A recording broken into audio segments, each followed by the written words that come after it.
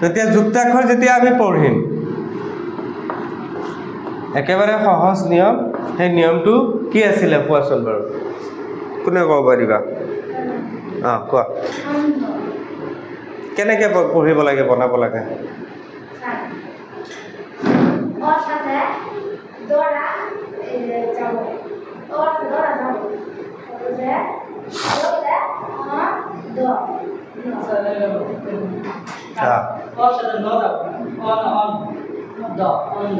very good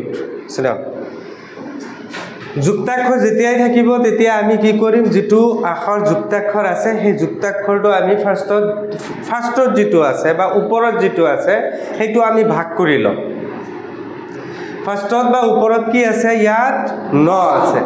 নটো আমি কি কৰিম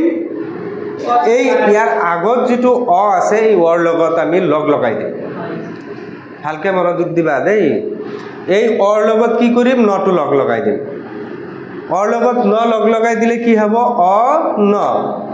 অন তাৰ পিছত তাৰ তলত যুক্তাক্ষৰত এৰি অহা শব্দটো কি লেটাৰটো কি আছে ধ ধ এটো কি হয় ধ আগতে আমি কি পঢ়িলো অন আগতে কি পঢ়িলো অন তাৰ পিছত এটো কি পালো ধ তেতিয়া হলে দুটা মিলি কি হ'ব অন্ধ অন্ধ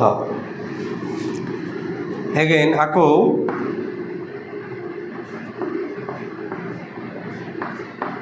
এইটো কি হ'ব ইয়াতে কি আছে যুক্তাক্ষৰ ওপৰতটো এফালে ইয়াৰ লগত ইয়াতে এইটো একাৰ নহয় উকাৰ হে বহ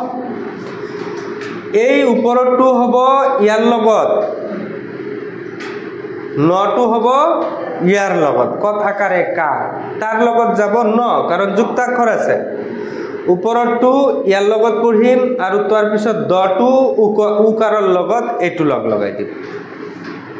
কত আকাৰে কা ন কি হ'ব দত এইটো আৰু এইটো মিলি কি হল উকাৰ দত উকাৰে দু ন কি হ'ব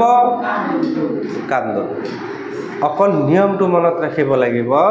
যে যুক্তাক্ষৰ থাকিলে ওপৰতটো বাওফালৰ আগৰ যেটো আখৰ আছে হেতুৰ লগত মিলাই দিম আৰু তলৰটো বা সাইডত তাৰ পিছত যেটো আমি আখৰ পাম যুক্তাক্ষৰত হেতু কি কৰিম তাৰ পিছৰটোৰ লগত কৈ দিম আকাৰিকাৰ যি আছে হেতু কৈখনে কৈ দিম